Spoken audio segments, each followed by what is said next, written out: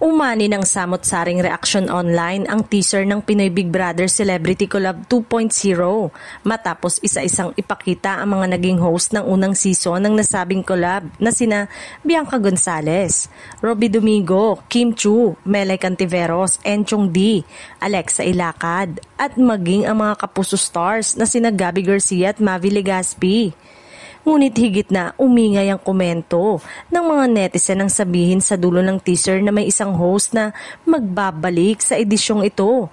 Nakauna-una ang kolaborasyon ng ABS-CBN at GMA Network pagdating sa reality show production.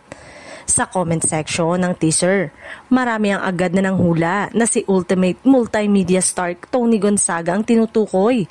Lalo't siya ang matagal na naging mukha ng PBB simula pa noong unang season nito noong 2005. Matatanda ang nagbitiw bilang main host si Tony noong February 2022 matapos siyang mabatikos at makancel ng mga netizen. Kung totoo mang siya nga ang tinutukoy na mystery host, magiging eto ang unang pagkakataon na muling mapapanood si Tony sa PBB matapos mahigit sa 3 taon.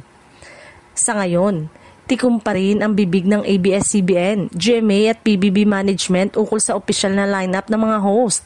Hindi pa rin nagbibigay ng reaksyon at pahayag tungkol dito ang kampo ni Tony Gonzaga.